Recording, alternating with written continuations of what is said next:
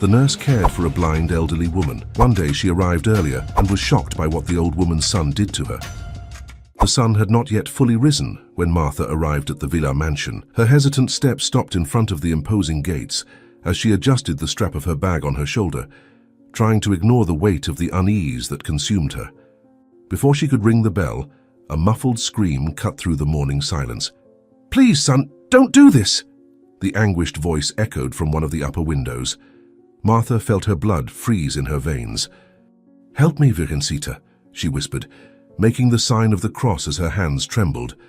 The door opened abruptly, revealing Henry, a man with a severe expression and eyes that seemed to harbor dark secrets. "Ah, so you're the new nurse," he said, his tone laden with disdain. "We've lost 3 this year already. I hope you last longer than the others." His cold smile made Martha feel as if a chill surrounded her. She swallowed hard before responding.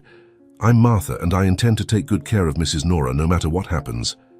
A pregnant woman appeared behind Henry, her hesitant steps and downcast gaze revealing a fear she unsuccessfully tried to hide.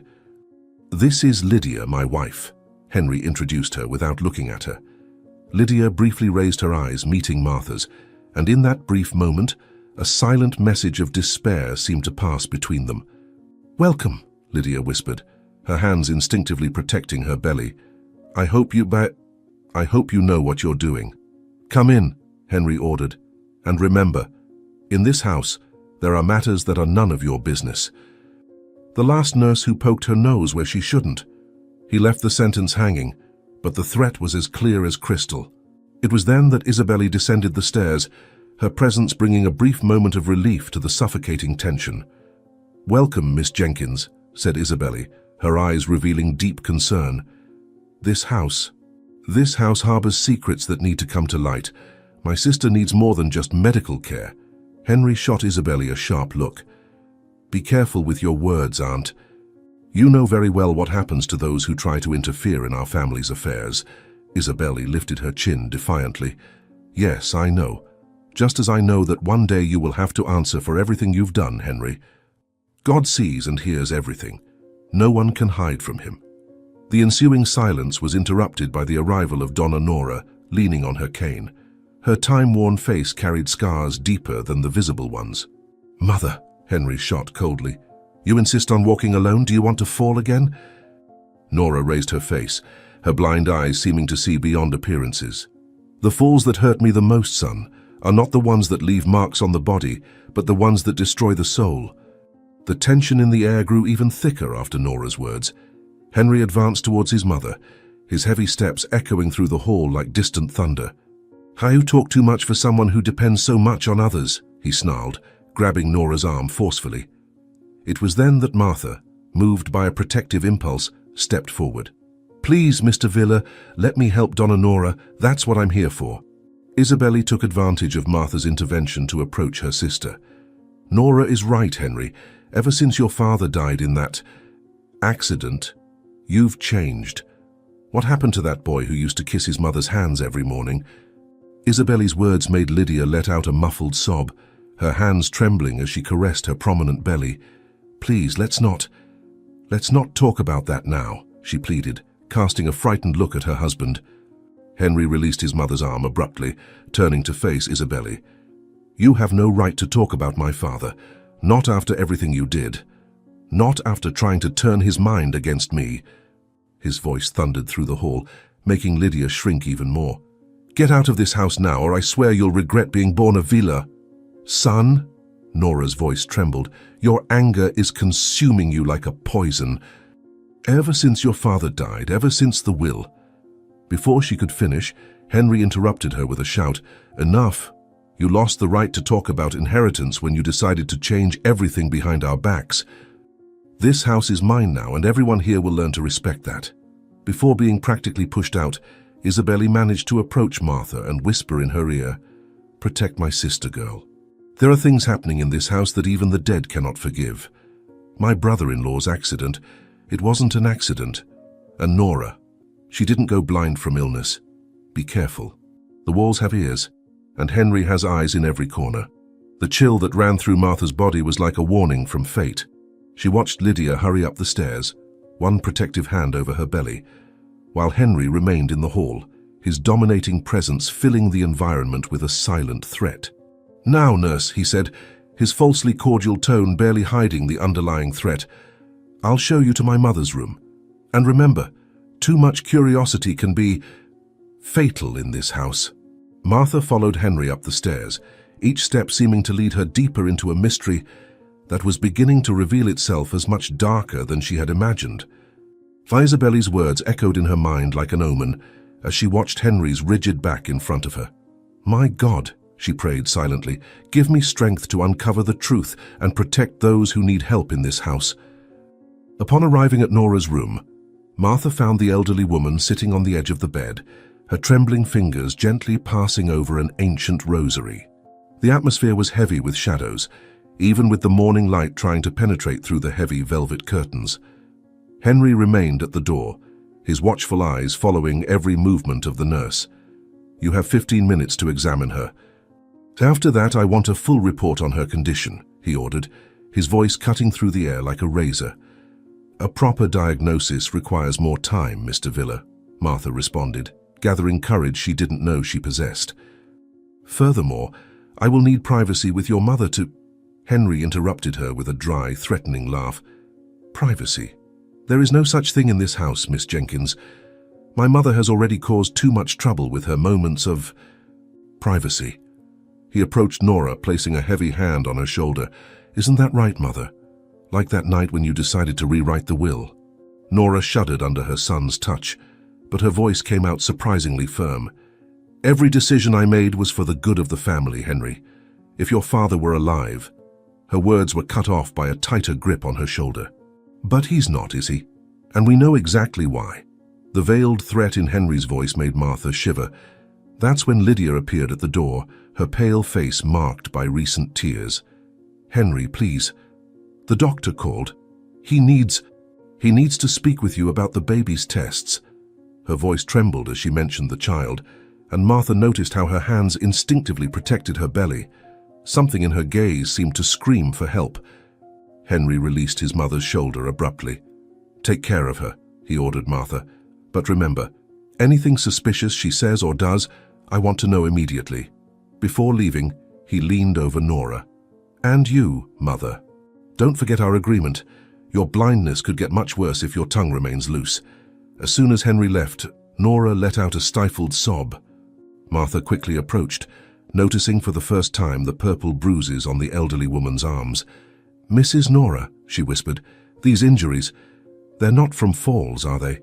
The lady turned her face in her direction, and even through the lifeless eyes, Martha felt the weight of a terrible truth. "My child," Nora spoke softly, her hands seeking Martha's, "there are things in this house that not even the devil would be capable of forgiving. My son, my Henry.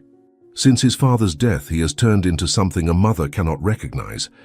And my blindness," she hesitated, her voice trembling. "Let's just say some people need to lose their sight to stay alive."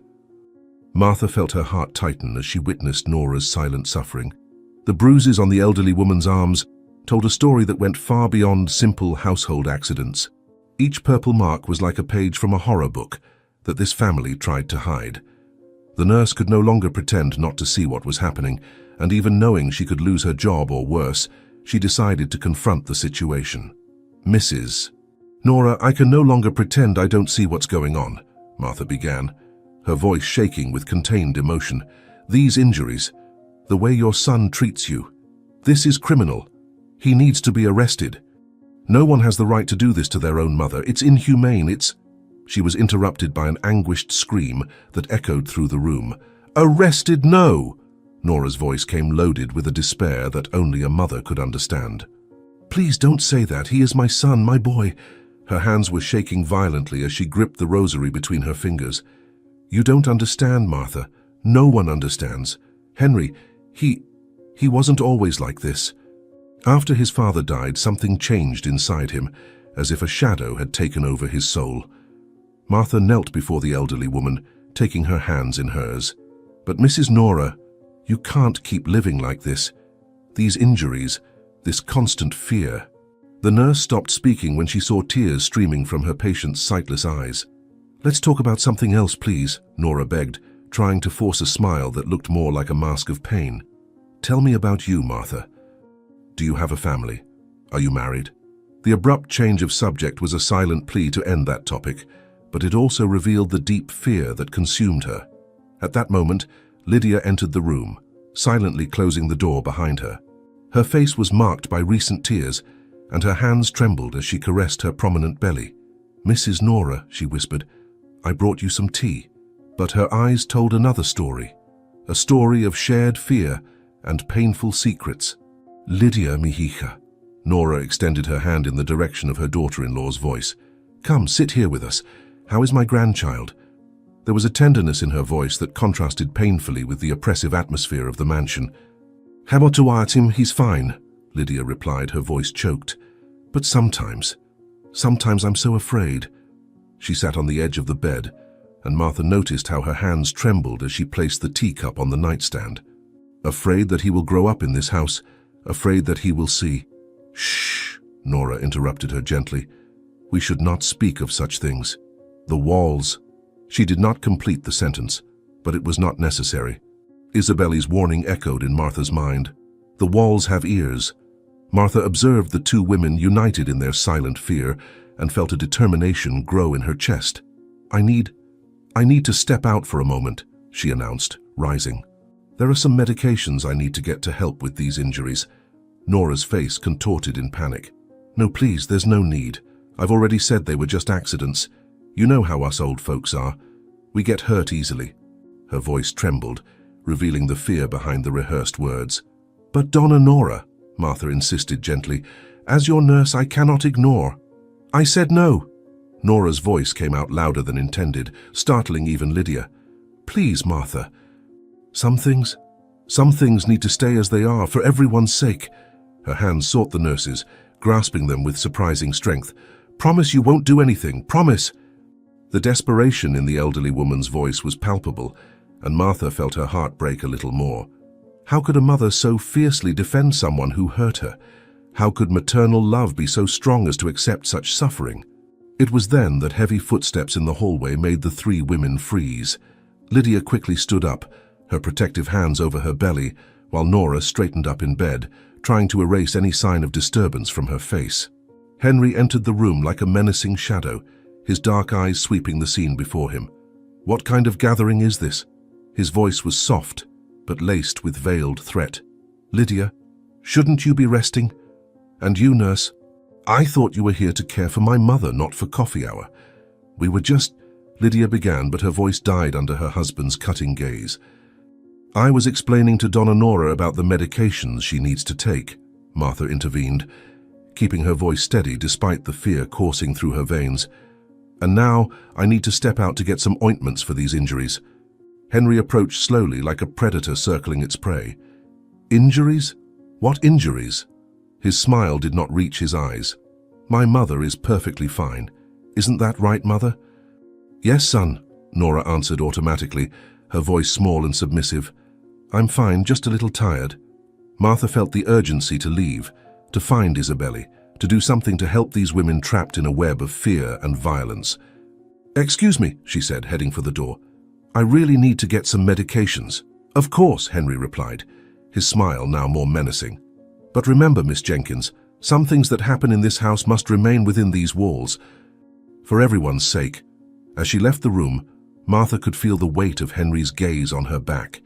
Isabelle's words echoed in her mind like an urgent mantra. She needed to find Nora's sister, needed to uncover the whole truth about that family. Something much darker was happening in that mansion, something beyond Nora's visible injuries. In the hallway, Martha took a deep breath, her mind already plotting ways to find Isabelle without raising suspicion. Nora's blind love for her cruel son, Lydia's constant fear, Henry's menacing glances, it all mixed in her mind like pieces of a macabre puzzle she needed to solve before it was too late. "Virgencita," she whispered, touching the crucifix at her neck. "Give me strength to help these women. Show me the way." With determined steps, she descended the mansion stairs, resolved to find Isabelle and uncover the dark secrets those walls guarded. Time was running out, and she knew every minute could make the difference between life and death in that house of horrors. Martha watched the movement of the mansion through the kitchen window, her heart racing as she tried to appear casual.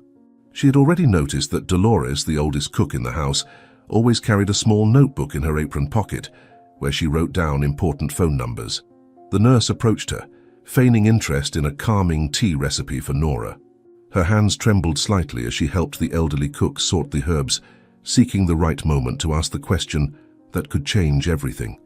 "Dolores," she whispered, making sure they were alone, "I really need to speak with Donna Isabelli.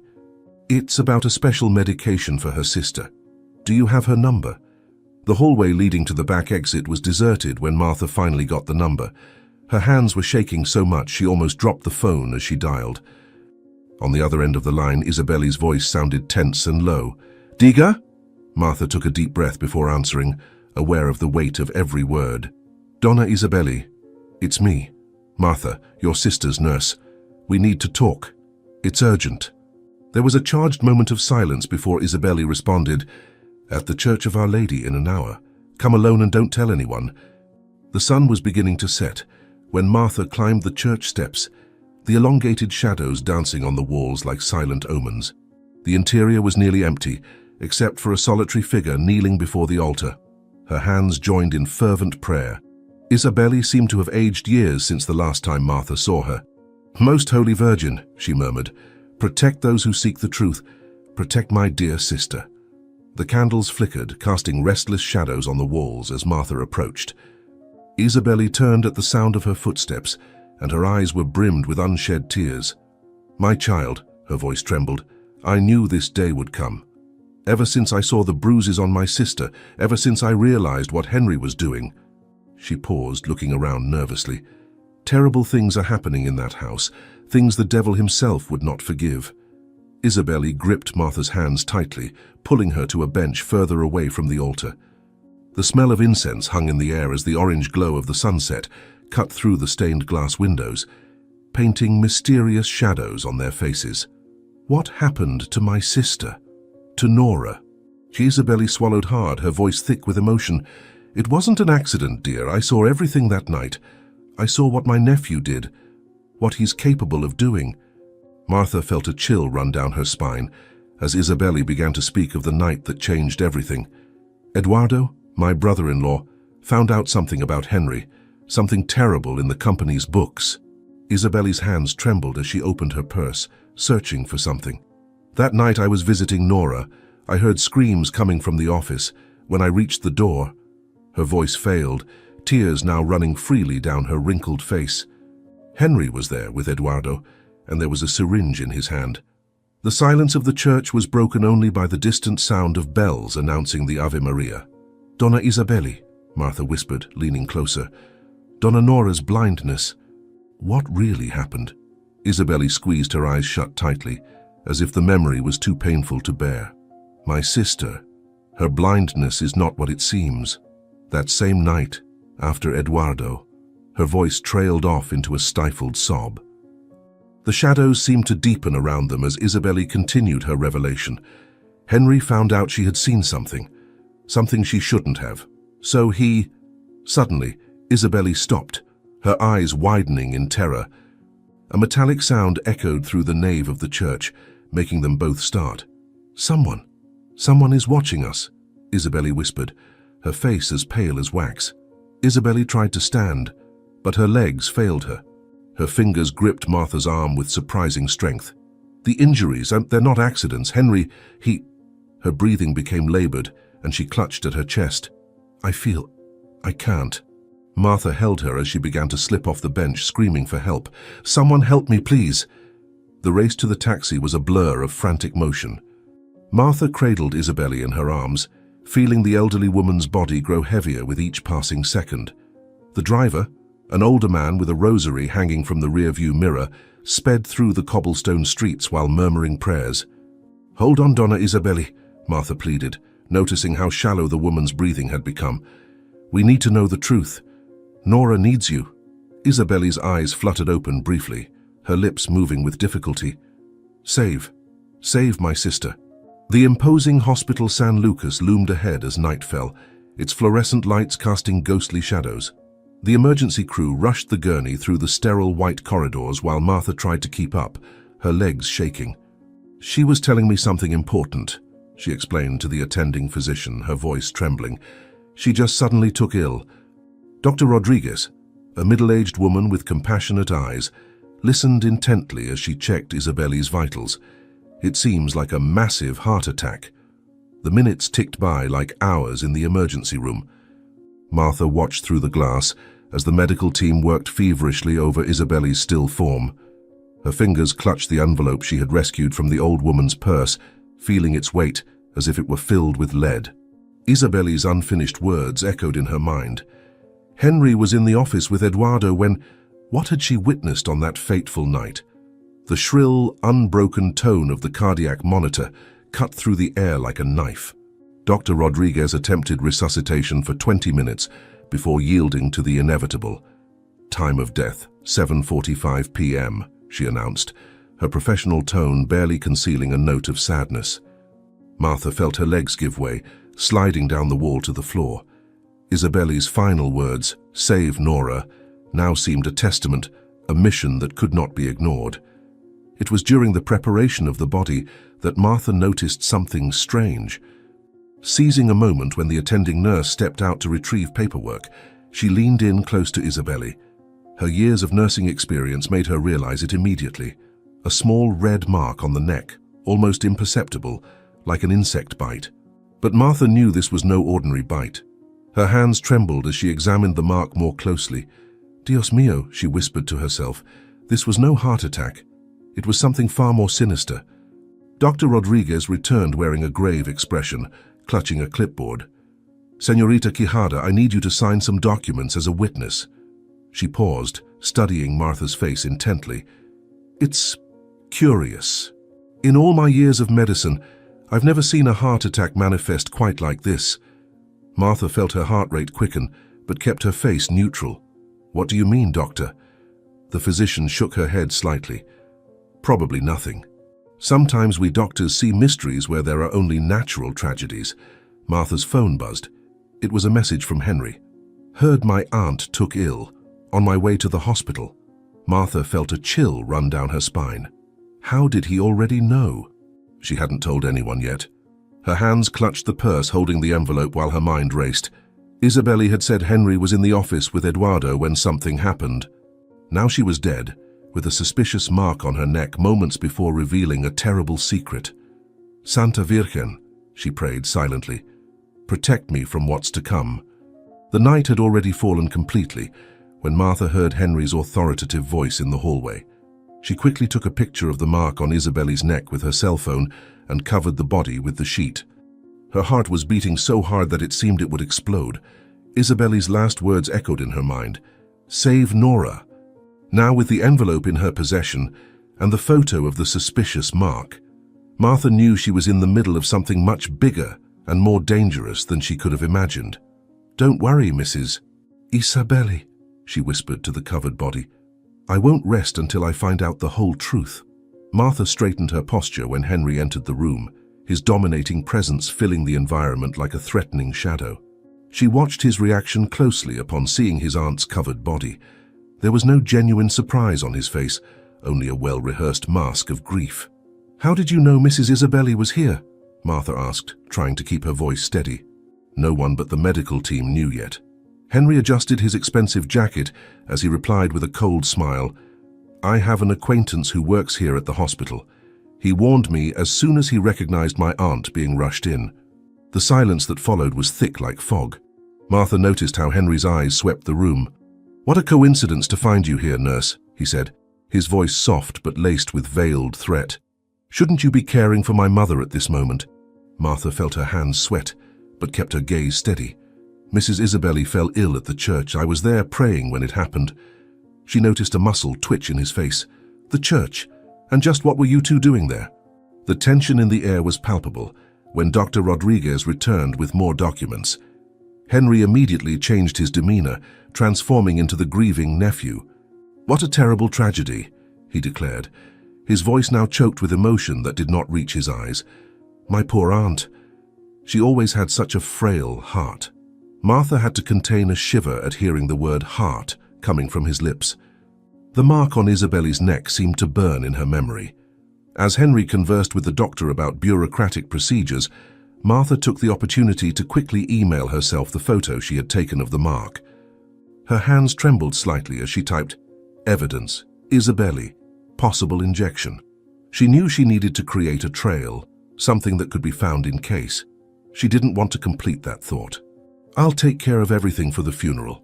Henry's voice cut her thoughts. "And you, nurse, best return to the mansion. My mother cannot be left alone at this time." The next day the sky was grey, and a thick fog seemed to envelop the entire cemetery, as if the environment itself respected the mourning of that moment. Amidst the murmur of prayers and the muffled sound of footsteps on damp earth, Martha watched with a mixture of indignation and compassion the scene unfolding before her. Donna Nora, blind and frail, wept inconsolably, tears streaming down her aged and haggard face, while Henry consoled her with a hand that was too firm on her arm. Martha narrowed her eyes, unable to ignore the excessive grip with which he kept her upright. It seemed more a display of possession than a gesture of support. "My sister, my dear sister," Nora sobbed, her voice laden with sincere pain but punctuated by a tremor that seemed to come from the depths of her soul. "Calm down, mother. Don't overdo it." "Everyone already knows she was beloved," Henry whispered, with a voice so cold that it sent a chill down Martha's spine. The tone was impersonal, almost as if he were oblivious to that pain. Martha noticed a half smile on his lips, which clearly did not match the mood. "How can someone be so insensitive?" she thought, feeling her chest tighten with frustration. Amidst the mourning, it was as if Henry were in command of a spectacle in which he controlled every emotion, every gesture, like a tyrannical conductor. He held his mother's arm with such force that it seemed as if he were completely dominating her, like a fragile puppet. "No one needs to see you like this," he insisted, whispering while his expression maintained the same hardness. The pain of the scene was palpable, and Martha watched every expression intently. It was then that her gaze fell upon Lydia, standing beside Henry. Lydia seemed unsteady, her steps hesitant, a protective hand over her belly. Her eyes averted from the coffin, unable to face the final vision of her sister-in-law. Henry, noticing her state, gripped her arm with an intensity that made her recoil. "Come on, Lydia, stay firm. This is your family," Henry murmured in a tone that made it clear he expected obedience. She let out a trembling sigh and tried to regain her composure, but Martha noticed the growing discomfort in her eyes. "I can't. I feel unwell," Lydia muttered, her lips trembling as she tried to stay on her feet as if she might faint at any moment. When the priest took the floor to begin the ceremony, he started with a mention that caught everyone's attention. "Mrs. Isabelle was here yesterday in a long confession. She seemed troubled, like someone carrying the weight of something she could no longer bear," he said, casting a glance towards the family. Henry kept his expression impassive, but Martha noticed a brief glimmer of irritation in his eyes. Troubled? What could have left her like that, Isabelle? She thought, recalling every disturbing detail she had seen in that house. The priest paused briefly, as if reflecting on the words he had chosen before continuing. "She was seeking peace," he went on. "Peace for an afflicted heart, as if she wanted to let something rest." Martha felt a chill run down her spine, and for a moment her eyes met Henry's. Although he kept his expression closed, his posture said more than any words. The priest's comments seemed to have affected him in a way he did not want to show, and Martha knew right there that something in his expression betrayed him. There is something he does not want us to know, and Isabelle's confession seems to have unearthed that secret, she thought, with growing tension. What else might Isabelle have left untold? What sin, what guarded truth did she carry, to the point of leaving her so restless? It was then that a man Martha did not recognize appeared discreetly among those present.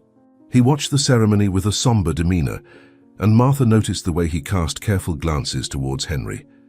She remained discreet, but could not help but notice that there was a silent understanding between the two, a recognition that only those who share something obscure carry. Who might this man be? And why does Henry watch him with such caution?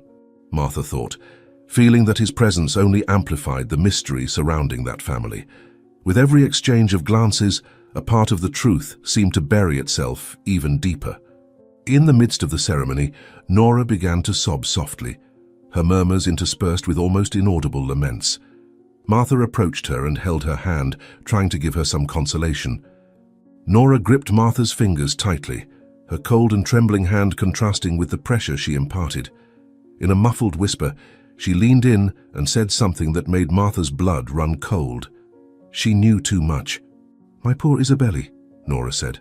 Her lifeless eyes turned to the void, but her voice laden with a deep sadness, as if she were carrying an unbearable weight. Martha felt the impact of those words, and for a moment, she felt the urgency to ask more. But before she could say anything, Henry approached, abruptly separating them. "Mother, that's enough. This is not the time to expose your fantasies," he said, in a dry tone that made Martha feel a tightness in her chest. She controlled herself, but Henry's hostile gaze did not go unnoticed. "This exacerbated empathy could end badly," Henry said, with a subtly threatening tone, casting a glance that seemed laden with a hidden warning. Martha knew he was trying to intimidate her, but she didn't show fear, keeping her demeanor firm.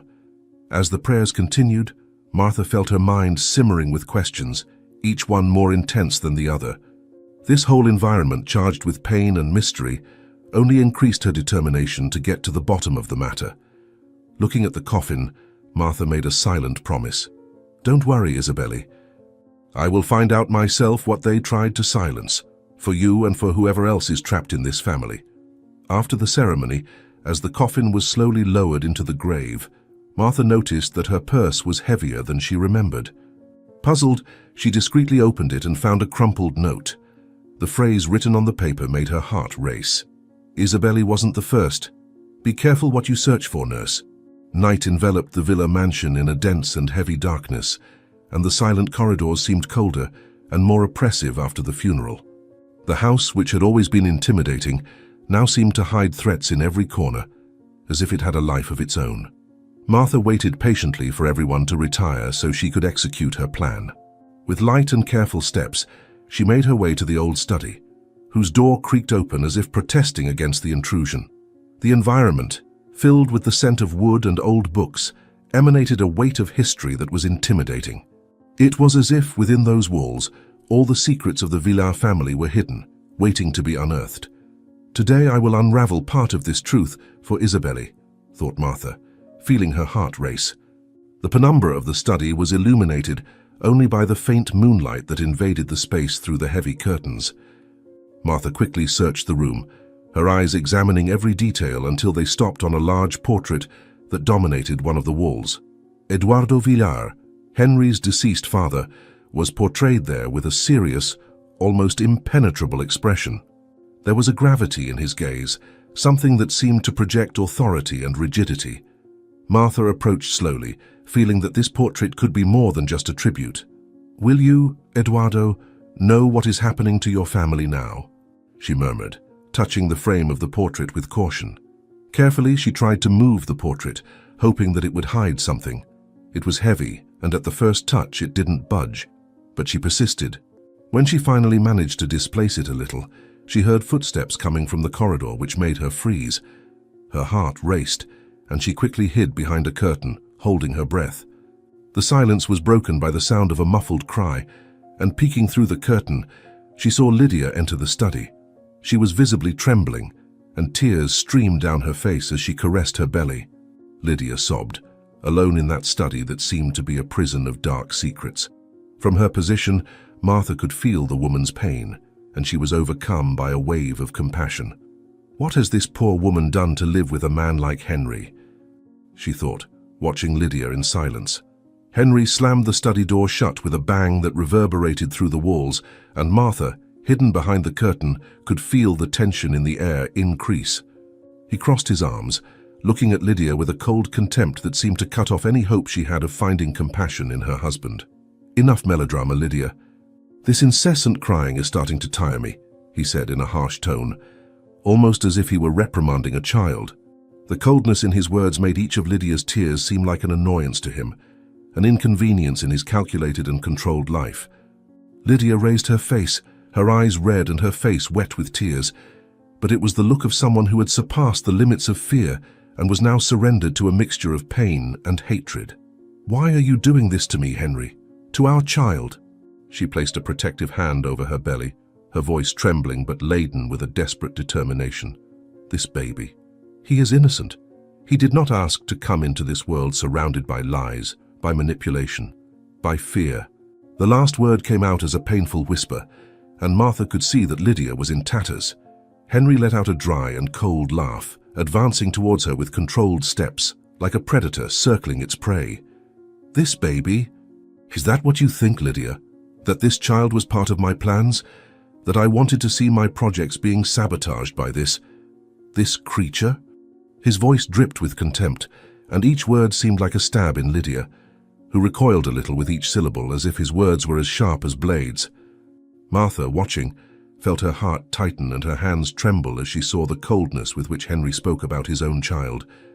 Lydia, however, clung on, gathering what was left of her strength. "So that's it, Henry.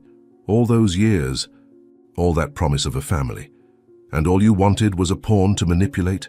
Her voice came out as a pent-up whisper, and the word manipulate reverberated in the air like a sentence, laden with sadness and disappointment. She struggled to maintain her composure, but Martha could see that Lydia was on the verge of collapse, battling against the coldness of that man who should have been her partner. Henry tilted his head, a cynical and chilling smile on his lips. "Manipulate? Lydia, my dear, you give me too much credit." His voice was now low, dangerous, like the hiss of a snake. "I have a plan, Lydia, and what I least need now is a hindrance," he said, emphasizing the word as if it were an insult. "And you should have known that before deciding to get pregnant. This mistake is only complicating things further for me." Martha clenched her hands, feeling anger rising in her chest. She longed to intervene, but knew she had to remain hidden. Lydia, however, seemed to gather all the strength she had to confront him. She dried her tears with the back of her hand, straightening her body and raising her chin in defiance. "You speak as if I were solely responsible, Henry. This mistake was a consequence of your own choices as well. Don't you dare place all the blame on me." Her voice rose, showing that despite the fear, there still remained in Lydia a flame of resistance that would not be easily extinguished. But the look Henry gave her was icy, as if he were above any reproach. He took a step back, letting the silence linger before answering. Then, slowly, a sneer spread across his face. "This mistake, as you call it, should have been avoided, Lydia. I don't need this burden, not now," he said, with a cruel calmness that cut like a blade. With each word he reinforced the contempt, the coldness. Martha wondered how someone could be so insensitive to their own wife and the child she carried. "You are monstrous," Lydia whispered, her voice choked with horror at her husband's words. Henry merely shrugged, as if Lydia's word had no impact on him. "Say what you will, Lydia, but I always knew what I was doing. I always knew what my priorities were." His cold tone contrasted with Lydia's despair, as she seemed to finally understand the extent of the selfishness and cruelty of the man she had married. "And you, Lydia, you were always a convenient pawn. Nothing more than that." Lydia was silent for a moment, as if absorbing the final blow, but then she raised her head, her gaze blazing with a mixture of pain and defiance. "Convenient? You used me as a pawn in your dirty game. You manipulate, threaten, play with the people around you as if they were chess pieces. But I'm not your pawn, Henry," she said, her voice firm, as if it were a declaration of freedom. Martha, hidden, felt a twinge of admiration for Lydia's courage in confronting him, knowing how dangerous Henry could be.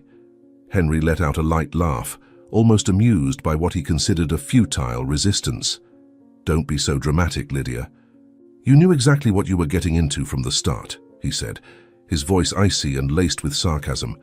"You know this is my plan, that nothing will stop me from carrying it out, with or without you. You know full well that your only role here was to make everyone believe we are a perfect family." Lydia shook her head in disbelief, her voice choked with sadness and exhaustion. "I just wanted a little peace, Henry. That's all. A home, a family, a life without this coldness, without these secrets, without your endless games," she said, her voice trembling and weak.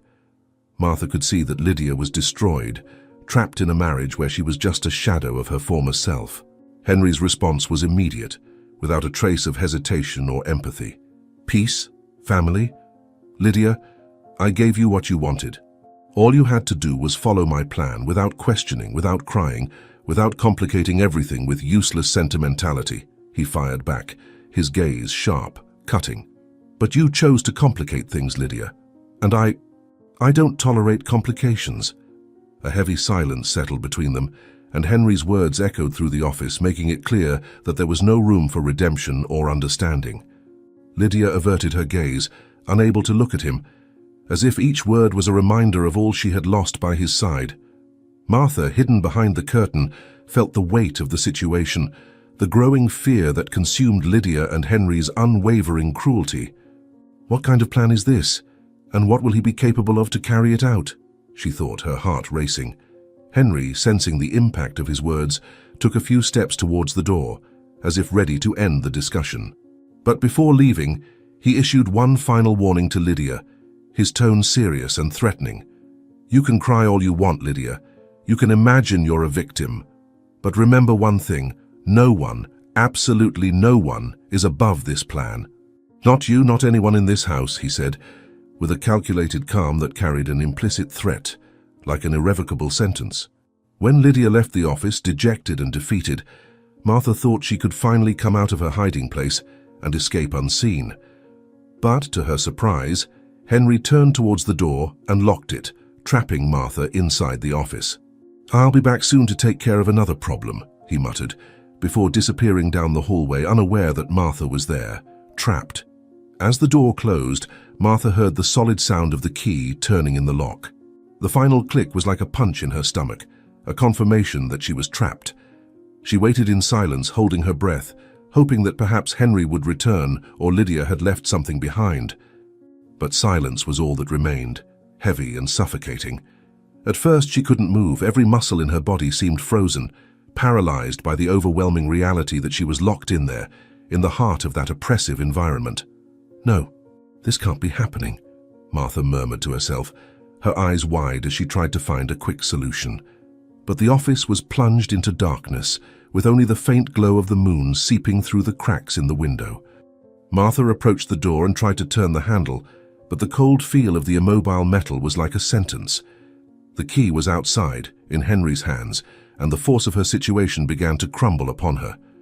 Her heart was racing uncontrollably, and a bead of sweat trickled down her forehead despite the chill in the room. I need to get out of here. If he finds me, I can't let him know I overheard everything. She closed her eyes for a second, trying to control her breathing, but the air seemed heavy, laden with the memory of the secrets whispered in that office. Martha moved away from the door and looked around, searching for a way to escape. But the place seemed like a prison disguised as luxury. In her mind, Henry's words to Lydia echoed. Nobody is above this plan. The words seemed to coil in her mind, threatening like a poison that poisoned every attempt to remain calm. What plan is this? She asked herself, but fear suffocated any attempt to reason. And what would he be capable of if he knew I'm overhearing all of this? Martha approached the window, but upon opening the heavy velvet curtains, she saw that it was locked with internal bolts. There was no way to open those windows from the inside, which made her escape even more impossible. The feeling of helplessness overcame her, and her mind began to think of all the possible consequences of being found there, listening to the family's secrets. Panic tightened her throat, and she felt the air becoming increasingly scarce. She began to pace back and forth, trying to remember any detail that she could use to her advantage. I can't lose my head now. I need to think, she whispered, while feeling her heartbeat echoing in her ears. Every second there seemed like an eternity. Martha took a deep breath, trying to calm the growing panic. Her eyes scanned the office in search of something, anything that could help her unlock the door. Upon opening one of the desk drawers, her fingers found a small paperclip forgotten among old papers and unused pens. She picked it up, feeling a glimmer of hope, mixed with fear. It was risky, but at that moment, it seemed to be her only option. Carefully, she bent the clip, shaping it so that she could try to force the lock. Her hands trembled slightly as she fitted the thin metal into the lock, moving it with precision and patience, hoping the sound was low enough not to attract attention. Each click seemed to echo through the empty office, and she held her breath with each turn. "Come on, please open," she muttered through gritted teeth, trying to maintain control over the anxiety that threatened to dominate her. Finally, after a few minutes of tension and sweaty hands, she heard a soft click and realized that the lock had given way. An immediate relief overcame Martha, and she slowly turned the knob, opening the door as carefully as possible. She looked out into the empty hallway, feeling a mixture of fear and satisfaction at having made it out. "Now, I need to get out of here before someone sees me here," she thought, moving silently down the hallway like a shadow. Upon reaching the guest room, she slowly closed the door, feeling the fatigue of all that tension fall upon her. The night was advancing, and the mansion was plunged into a deep silence, with everyone apparently sleeping. She knew it would be impossible to return home at that hour without raising suspicions. So, she threw herself onto the guest room bed, her body finally yielding to the emotional strain of that day. She closed her eyes and before falling asleep, merely whispered to herself, "Tomorrow I need to find out more. I can't let these secrets stay buried." The morning insinuated itself through the Villar mansion in a slow and almost hesitant manner, as if the light feared entering the house and unearthing the secrets hidden during the night. Martha awoke with her mind still heavy from the tensions of the previous day, but a firm decision in her heart. She needed to uncover the truth about Henry and his plan. Upon descending to the kitchen, she found Lydia standing in front of the stove preparing breakfast. Lydia kept her head down, focused on the eggs frying in the pan, but Martha noticed the woman's trembling hands, her tense body, as if she was always on the verge of collapse. It was obvious that Lydia was more than just nervous. There was something deeper, perhaps fear, that kept her in constant alert. Martha entered the kitchen in silence, the soft sound of her footsteps contrasting with the heavy atmosphere that seemed to linger in the air. She took a cup of coffee and inhaled the warm aroma, in an attempt to alleviate the tension before initiating a conversation with Lydia, who had her back turned, automatically stirring eggs in the pan with automatic movements. "Good morning, Lydia," said Martha in a gentle and careful tone, testing the ground like someone walking on thin ice. She knew that for Lydia, there were not many reasons to smile lately, but she needed to try to break through the barrier of silence and sadness that surrounded the woman. Lydia raised her gaze for a brief moment and, with a pale smile, murmured, "Good morning, Martha." Her voice came out low, as if the sound could disappear into the air before even reaching Martha's ears. She seemed exhausted, with slumped shoulders and a haggard expression, like someone who had already given up fighting her own anguish. Martha observed her, noticing the profound sadness that shone through in each of Lydia's expressions, a sadness that somehow also seemed to carry guilt. Taking a sip of coffee, Martha hesitated but knew she needed to touch on the subject that had been left in the air since the funeral. After a brief silence, she approached slowly, trying to show that she was there to listen without judging. "I'm sorry about yesterday, Mrs. Isabelli's death. I know the morning has been difficult for you," said Martha, with a soft voice that blended condolences with a subtle curiosity, which she hoped would not seem intrusive. Lydia, still stirring the eggs in the pan, gripped the handle of the spatula tightly, and for a moment it seemed she wanted to shy away from the subject, as if touching the pain only made it more real. "Yes, Isabelli's death. It caught all of us by surprise," she murmured. Her voice choked. Her eyes turned to the eggs that were beginning to burn without her noticing. "Isabelli was. She was someone I enjoyed talking to." Lydia's words were so charged with emotion that for a moment Martha hesitated to continue. But noticing the woman's vulnerability, she realized that this was the right moment to move forward, to try to better understand what was really going on in that house. "Lydia," Martha said, choosing each word carefully, "do you really believe that? That her death was an accident?" Her question hung in the air, and Lydia finally turned to face her. Her eyes were wide, a mixture of surprise and something darker, as if Martha had touched on a truth she dared not confess even to herself. For a second it seemed that Lydia wanted to unburden herself, as if that question were the key to unleashing everything she kept secret. But soon she averted her gaze, lowering her head, her lips trembling. "No, I don't know what to think," Lydia murmured with a lost expression, like someone walking in the dark without knowing what they would encounter. She seemed frightened, not only by the loss of Isabelli, but also by everything that symbolized for her. a silent fear that infiltrated every word, every gesture. There was a long moment of silence between the two, until Lydia, almost as if thinking aloud, sighed, letting slip words that, until then, she had kept buried. "Henry.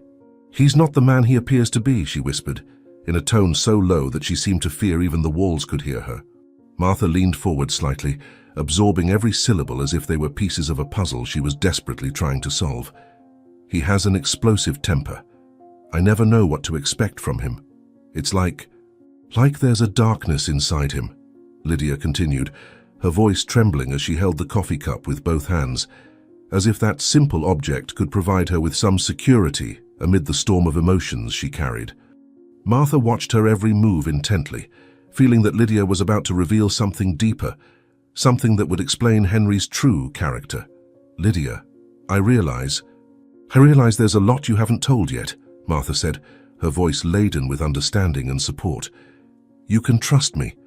I'm here to help. I know things with Henry aren't easy." Lydia looked at Martha, her eyes reflecting a mix of relief and hesitation, as if she were on the edge of a precipice, ready to surrender to the void of confession. He's dangerous, Martha," Lydia said, her voice muffled, as if confessing it were a sin. "Sometimes I feel like he likes having people under control, that nothing satisfies him more than seeing everyone around him frightened." She heaved a deep sigh, her gaze empty and lost in thoughts that Martha knew were dark. "Henry doesn't.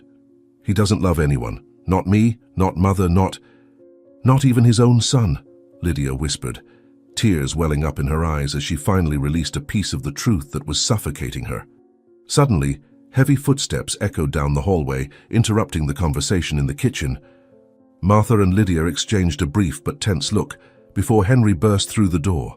He wore a cold and domineering expression on his face, his eyes sparking with a threatening intensity that seemed to swallow any resistance. Standing there, he seemed more like a ruthless king than the son and husband they both should know. Lydia recoiled, tense, while Martha remained firm, but her heart was pounding unevenly. Henry cast a cutting glance at both of them, but his focus fixed on Martha, as if he saw in her the greatest affront. "Nurse Martha," he began in a firm and icy tone, like someone issuing an irrefutable sentence, "I think it's time to change the plans." Martha narrowed her eyes, confused and defiant at the same time, trying to anticipate his words. "Nora will be transferred to a nursing home, where she will receive the care she needs. I no longer need your services," he declared, his voice firm and devoid of any human warmth. The news shocked Martha. She looked at him, feeling anger rise. "Transferred to a nursing home, Henry, that doesn't make sense," she protested, her voice determined and intense. "Mrs. Nora needs home care, near people she knows and loves. That's her wish." Henry raised an eyebrow, clearly annoyed by Martha's audacity, but not a shred of empathy showed on his face. "My mother needs specialized care that you cannot provide," he said, his words cutting like blades. "I've already made the decision," he added, his voice echoing in the silence of the kitchen. Lydia, with a look of pleading and fear, tried to intervene, putting herself between the two. "Henry, please, think carefully. Maybe there's another way. Mrs. Nora." But Henry interrupted her with a brusque gesture, as if her interference were just another irritating obstacle. "This is not a discussion, Lydia," he said, with a coldness that made her recoil. "My mother is old and stubborn, and that's the best place for her. She needs care that this house cannot provide." Henry looked at Martha with the same disdain, as if she were nothing more than an irritating obstacle. But Martha didn't give in. Her eyes shone with determination as she faced Henry, her body firm like someone ready for battle. "Miss Nora is stronger than you think, Henry," she retorted, her voice firm. "She may be blind, but she still has a family. She doesn't deserve to be treated like a disposable object." Martha felt anger burning in her chest, as if each word were a spark trying to ignite the resistance she knew Nora still kept within herself. For an instant, a bitter smile passed over Henry's lips, almost as if he were enjoying Martha's audacity. But soon the smile disappeared, replaced by an expression of utter coldness. "This is not a matter of deserving, Martha," he declared, his voice hard and definitive. "It's a matter of convenience, and I decide what's best for my mother." His voice sounded like someone who believes he is above any judgment. He took a step towards Martha, not taking his eyes off her. Besides, he continued with a cynical smile that sent a chill down her spine, my mother lives trapped in a world of shadows. For me, that's enough. His words made Martha's blood boil, and before she could contain herself, she let out a sigh of indignation. Convenience? Convenience for whom, Henry? She retorted, her voice laden with emotion and challenge. Your mother has a life, feelings, memories.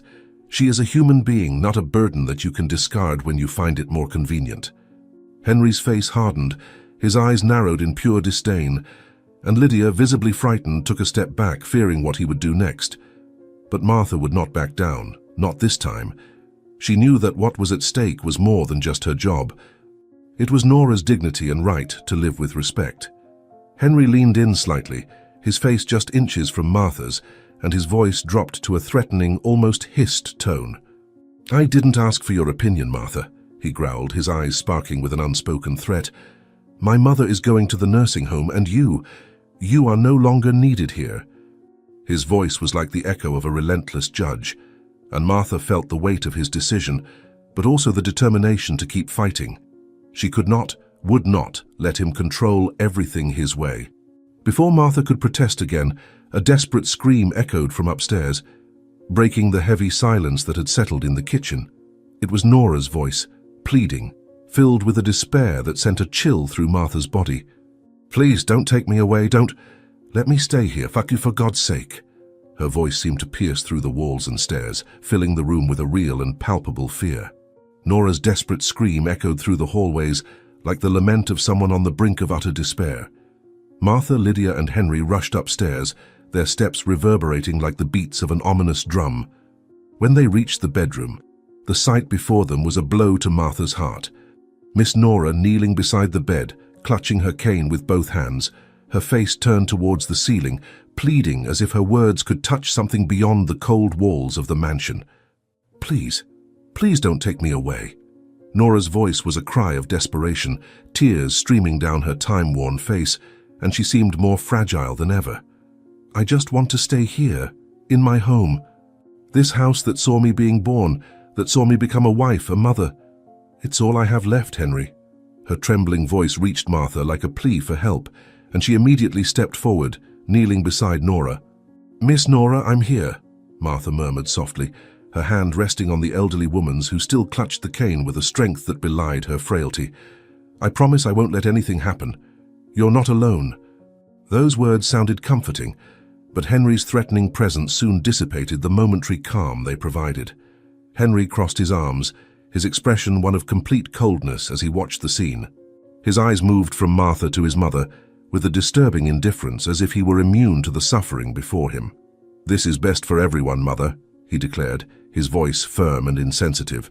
The nursing home has all the care you need. There's no point in resisting. Nora's expression changed, and the anguish on her face transformed into something deeper, almost defiant. She turned her blind face towards her son's voice, as if, even without seeing him, she could perceive the ice that enveloped his words. No, Henry. Her voice trembled, but the determination there was unmistakable. I don't want to go. Did you hear me?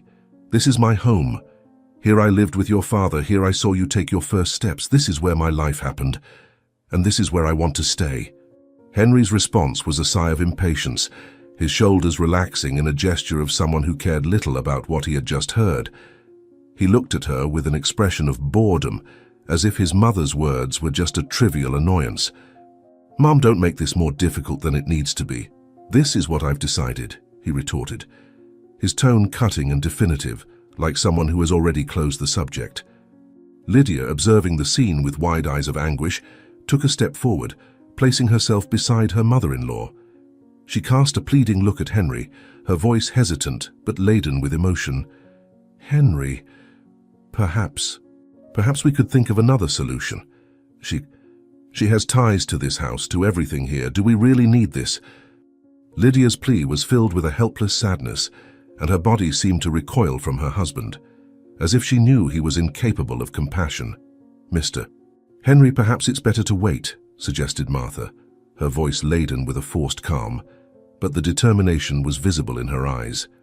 "Mrs. Nora is very upset at the moment. A little time to calm down might do some good before the move."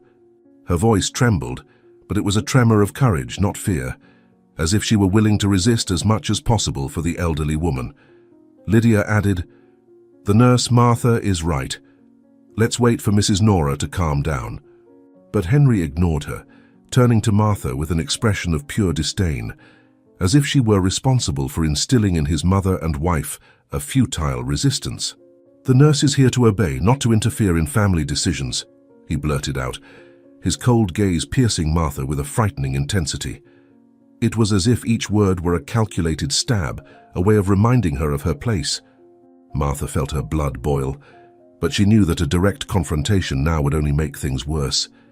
She took a deep breath, trying to contain the anger that bubbled within her, and carefully chose her words, seeking an approach that would not arouse further hostility.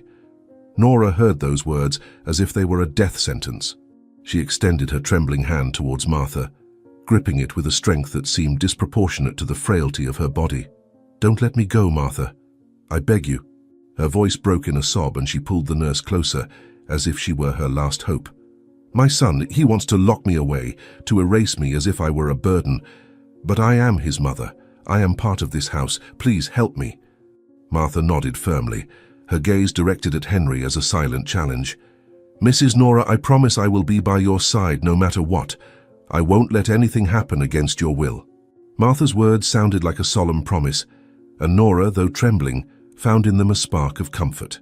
Henry snorted, exasperated, and took a step back, clearly uncomfortable with the alliance forming between Martha and his mother. "You're clinging to cheap sentimentalities," he said, his tone laden with disdain. "This is for her own good, but as always, no one can see that beyond me. But fine," his tone laden with false condescension, "if this will reduce the hysteria. But I'll only wait one day. After tomorrow, she will be taken to the nursing home, whether she wants it or not." The coldness of his voice was almost clinical, as if he were dealing with the removal of an inconvenient object, and not the fate of his own mother. That tone, devoid of any compassion, made Martha feel a wave of indignation. Nora, still trembling, approached Martha with an expression of despair, and grasped her hand with a surprising strength, as if she were the only thing keeping her steady in the face of the abyss. "Please, please don't leave me alone, Martha," she murmured, her voice weak but laden with a plea so profound that Martha felt the weight of responsibility fall upon her. Nora seemed to be entrusting her last hope to the nurse's hands, pleading for someone not to abandon her. Martha helped Nora stand up, supporting her carefully, as the elderly woman seemed even more fragile than before. "I will take care of you no matter what happens," Martha whispered, her voice laden with an unwavering promise. Nora took a deep breath and nodded, her desolate expression softening a little in the face of Martha's words, as if, for a moment, she felt supported. Henry, watching it all with an expression of contained irritation, crossed his arms and sighed with disdain. Before leaving the room, he turned to Nora, his voice cutting like a blade. "And remember, Mother, I'm not doing this out of cruelty. I'm doing this for your own good. I hope you know how to value what I'm doing for you." Those words, disguised as concern, sounded to Martha like the greatest of ironies, a cruel attempt to justify the control he was trying to impose. Martha felt her blood boil with the coldness of Henry's words. She remained silent, knowing that a direct confrontation now could jeopardize everything. But her heart pounded with anger, and her thoughts screamed against the cruelty he disguised as concern. Value? Who does he think he is, demanding gratitude for this calculated cruelty? She thought, controlling herself not to react. Nora, however, remained silent, with an expression of desolation, as if she no longer had the strength to respond to her own son.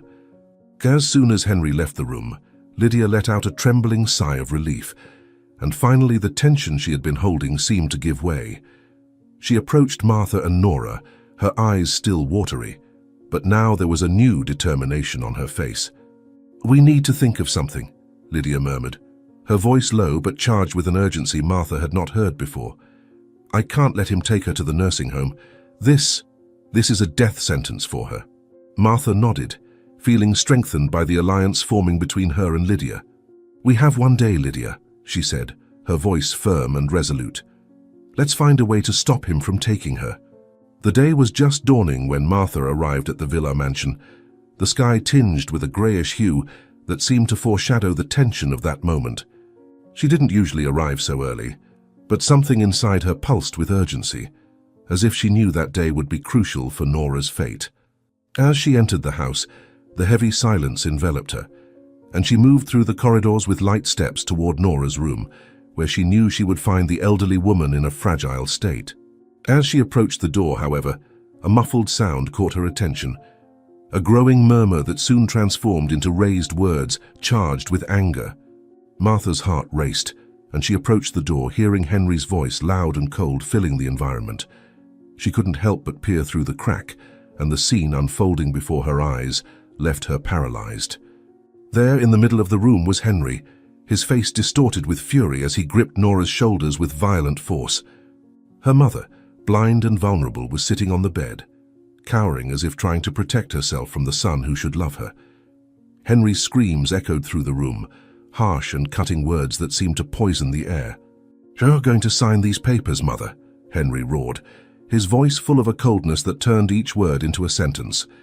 He shook her violently, and Martha felt a chill, seeing Nora try to cling to the edge of the bed to keep from falling. "And you're going to do it now, no more excuses." Nora seemed fragile and defeated, but tried with what little dignity she had left to resist that treatment. Her voice came out low, trembling, and almost a whisper of despair. "Henry, please." "I've already told you I can't sign. I can't see what I'm doing," she murmured, as if trying to appeal to some remnant of humanity in her son. "This is my life, my house, all I have left. Don't make me sign something I don't know what it is." But Nora's appeal was met with a bitter and cruel laugh. Henry gripped his mother's shoulders even tighter, his fingers turned into claws, and mocked her resistance. "You think you have a choice, Mother?" His voice dripped with sarcasm and contempt. "This is not a negotiation, it's your last chance. Either you sign those papers, or I'll put you in that nursing home today. And I'm leaving this room with your signature, whether you like it or not."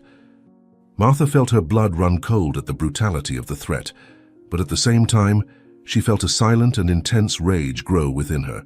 In a calculated motion, she picked up her phone and began to discreetly record the scene, positioning it in a way to capture every detail.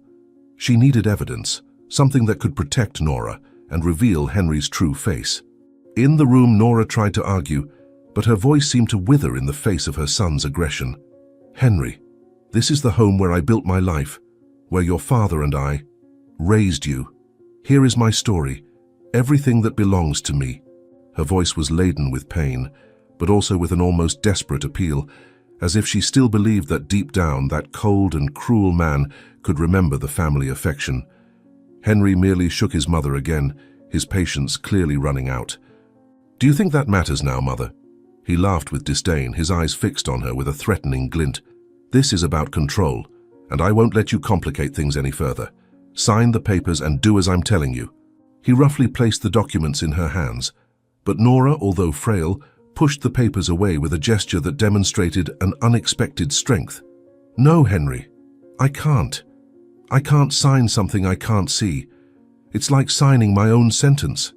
Nora's voice was a whisper of dignity, as if those words were all that was left of her. And for the first time, Martha saw Henry's face contort into something that seemed like contained fury, as if his mother's resistance was a direct insult to him. Henry took a step forward, leaning in until his face was close to Nora's, his expression hardened by contempt. "Sentence, Mother?"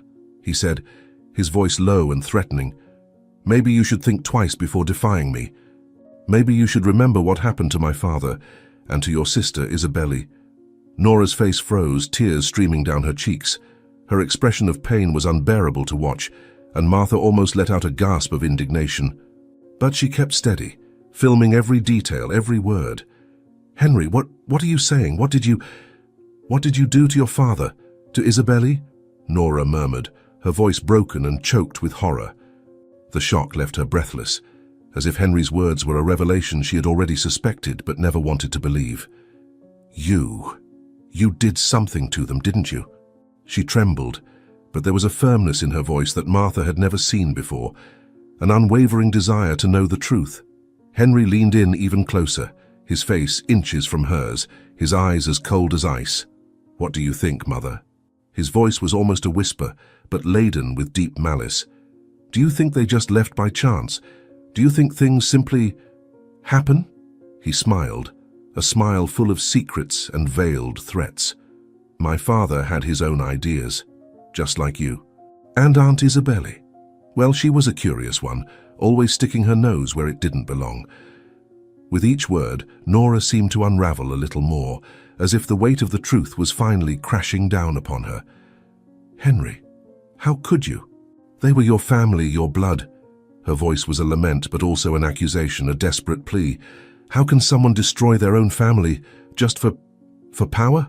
Henry merely shrugged, the contempt on his face making him almost unrecognizable. "I did what was necessary, and if I have to, I'll do it again. Family or not, nothing will stand between me and what I want." He once again pushed the documents towards his mother, who recoiled as if those papers were a weapon. "Sign, Mother. Don't make me be merciless. Don't make me do what I've done before." Nora closed her eyes, tears streaming down her face. "Then you're a monster, Henry. A true monster," she murmured, as if she was finally accepting the reality she had tried to deny for so long. But even so, she refused to give in. "I'd rather be destroyed than be part of your cruel games. I never signed anything before, and I won't be signing now." Henry's face contorted with fury, his eyes flashing with a rage that seemed about to explode. "You will sign this, whether you want to or not. Don't defy me, stubborn old woman." He shook her violently, and Martha outside felt her heart race. This was the limit. She needed to do something. "Peace!" Henry let out a bitter laugh, the sound cold and cruel, as if his mother's plea were a joke. "Peace is something that does not belong to you, Mother," he fired, his voice sharp and icy. "This house is no longer your home. This house is an investment, and you are the biggest obstacle to it." Martha felt her stomach churn at those words. It was as if he had turned his own mother into a burden, something that needed to be removed so that he could proceed with his plans. The contempt in his voice was unmistakable. Henry took the papers he was holding and, with a brusque gesture, threw them onto Nora's lap. "Sign this now, Mother." "So I'm losing my patience," he threatened, his tone laden with impatience and coldness, as if he were a stranger imposing a ruthless and definitive order. "Sign it now and spare us all this drama. Enough is enough." Nora took a deep breath, trying to keep her composure, and Martha felt an immense admiration for that woman. Even in the face of violence and intimidation from her own son, she still managed to muster the strength to not give in. "I won't sign, Henry," Nora replied, her voice trembling but firm. "Not without knowing what I'm signing. If you want this house, take it from me by force, but I won't let my own hands collaborate with this betrayal." Henry seemed to be on the verge of an outburst of fury, his nostrils flaring as he stared at her with narrowed eyes, but Nora stood her ground. Her words came laden with pain and a bitter sadness, as if she had already lost everything she had once loved. Henry clenched his fists, visibly furious, but still reluctant to give in to the frustration of seeing his mother refuse to obey. Martha, still recording, felt torn between the desire to intervene and the need to get evidence that could protect Nora. Each word from Henry seemed crueler than the last, and the elderly woman's face reflected an anguish that broke the heart of anyone watching. "You don't deserve this woman as a mother, Henry," she thought with a silent fury that made her whole body tremble. The video continued recording everything, capturing every threat, every insult, every violent gesture from the son. Henry seemed on the verge of exploding, his face contorted with hatred. He opened his mouth to say something but stopped abruptly, his eyes narrowing as if sensing something out of place. He looked around, his gaze suspicious until his eyes fixed on the slightly ajar door, and Martha's heart stopped for a moment. She saw Henry's eyes, fierce and alert, focus on the crack in the door as if he were sensing her presence. Martha tried to remain still, holding the phone firmly, but fear pulsed through her veins. She knew that if he discovered her there, everything could be over. Martha froze as she realized Henry's eyes were turned in her direction, fixed on the crack in the door. Her heart raced, fear permeating every fiber of her body. For a second, she thought he had already discovered her presence, but in a burst of self-preservation, she quickly pulled back the phone and took a few light steps backwards, barely breathing, before turning and leaving the hallway as quickly as she could. With agile and silent steps, Martha went downstairs and headed towards the kitchen. Her mind was racing, her hands still shaking, but she knew she needed to keep calm. Upon entering the kitchen, she hurried to get a cup of coffee, trying to calm her breathing and pretend she had just arrived, as if she hadn't witnessed anything. Her eyes were alert to the door, expecting to see Henry appear at any moment, but she tried to keep a calm expression, as if it were just another ordinary morning. When she heard footsteps approaching, she took a deep breath, holding the coffee cup firmly to disguise her nervousness. Martha held the coffee cup with still trembling hands, trying to maintain a serene posture while feeling every muscle in her body tense, ready to react. Her heart was pounding intensely, but she struggled to remain calm. As she raised her gaze, she saw Henry enter the kitchen with firm steps and an expression mingling suspicion and coldness. He watched her with a penetrating gaze, his eyes evaluating every detail of her posture, as if trying to decipher some hidden secret. "Have you been here for long, Nurse Martha?" he asked, his voice sharp and direct, laden with suspicion. Each of his words seemed laden with an attempt to test her, and Martha knew that any hesitation could give her away. She kept her tone of voice controlled, forcing casualness. "Yes, I arrived a little while ago. I decided to come straight to the kitchen for some coffee," she replied, trying to hold his gaze steady. She felt, however, that the intensity of Henry's stare made her words almost fragile, as if he could see right through them. Henry narrowed his eyes, analyzing every nuance of her response. "Is that so?" His voice was icy, and he held her gaze fixed on her, as if expecting Martha to falter under the weight of his presence. "So it's best that you really did just come for coffee. There are certain matters that do not concern those who are here merely to work."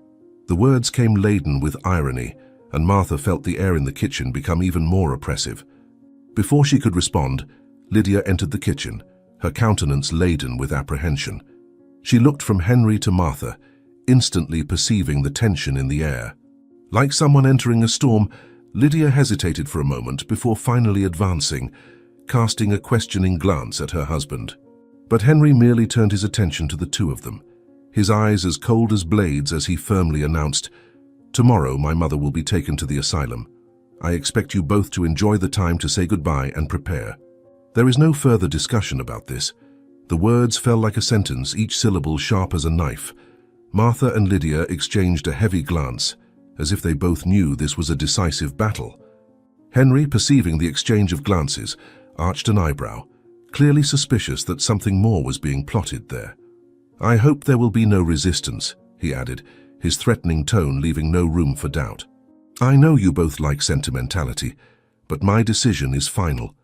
Lydia took a step forward, her voice wavering between fear and determination. "Henry, this is not fair. Mrs. Nora, your mother."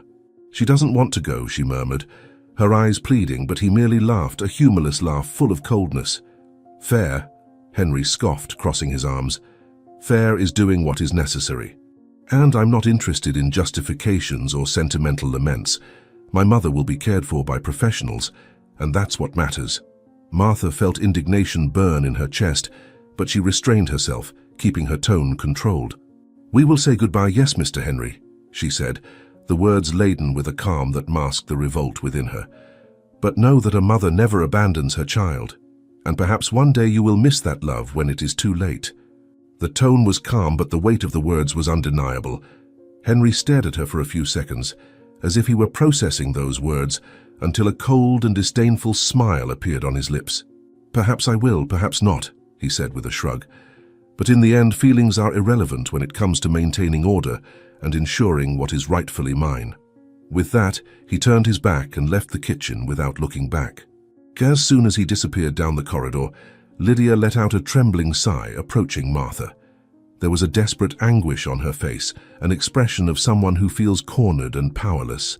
"Martha, we need to do something." "I can't let him take her away like that," murmured Lydia, her voice low but laden with an almost frantic urgency. "Mrs. Nora deserves more than that." Martha nodded, feeling strengthened by the decision to act. I'll go to Nora's room. I need to talk to her, know if she's okay and tell her what I found out, she whispered, with an unwavering determination in her gaze. It's now or never, Lydia. He can't get away with it. Lydia held Martha's hand, her eyes shining with a new hope. Count on me, Martha. Whatever it is, I'll be by your side. Mrs. Nora doesn't deserve to go through this alone. As the morning slowly seeped into the mansion, casting a soft light on the hallways, Martha waited patiently in the guest room, listening to the first sounds coming from downstairs. The house was starting to wake up, but she knew she needed to wait until everyone was busy with their own routines, giving her the perfect opportunity to visit Nora without raising suspicions. Finally, when everything seemed calm, she left with light and silent steps heading towards Nora's room. Her mind was consumed by a mixture of anxiety and determination, and the idea that this might be the last chance to talk to the elderly woman before Henry took her away for good drove her forward. Upon opening the door to the room, Martha caught her breath. Nora was sitting on the edge of the bed, her shoulders hunched under the weight of a life marked by pain and loneliness. Her eyes, though blind, seemed fixed on an undefined point ahead, as if they were immersed in memories that only she could see. Silent tears streamed down her face, tracing lines of suffering that seemed as ancient as she was. Martha perceived Nora's fragility, but she could also see that behind that dejected appearance there was a resilient strength that resisted Henry's cruelty. She approached slowly, feeling Nora's pain as a palpable pain. She sat down beside her and gently held the elderly woman's wrinkled, cold hand. "Mrs. Nora," she whispered, her voice laden with concern, "is everything okay? I couldn't help but notice that you're suffering. Please tell me what's happening." Martha's soft and sincere tone served as an anchor for Nora, who closed her eyes for a moment, seeking strength to express what her heart carried. "Oh, Martha," murmured Nora, her voice choked by the tears she tried to hold back. These marks are not just physical wounds." Slowly, she raised the sleeve of her dress, revealing dark bruises that covered her frail arm, silent testimonies of the abuse she had endured. Martha felt her chest tighten as she saw the extent of the violence this woman had suffered. "Henry, he forces me. He threatens me. It's always been like this, but now it seems like nothing can stop him anymore," she confessed, her voice a painful whisper, almost as if she feared that the very air could betray her words. Nora lowered the sleeve of her dress, covering the marks once again, but the pain etched on her face was impossible to hide. "I feel like he wants to erase any memory of me, Martha," she continued, tears sliding down her face. "As if I were a shadow he wants to push away at all costs. Sometimes he treats me with such disdain that it's as if I were a stranger, and not the mother who raised him." Her voice was a thread of despair, a murmur of one who had lost even the right to be loved. Nora's words pierced Martha's heart like a knife.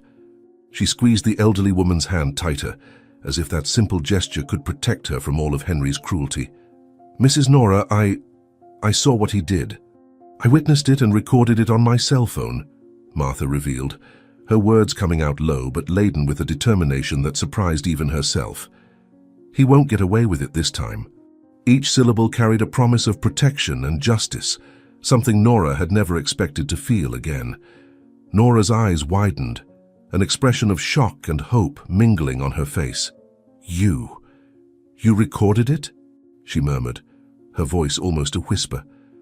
"Oh, Martha, will someone finally see who my son really is?"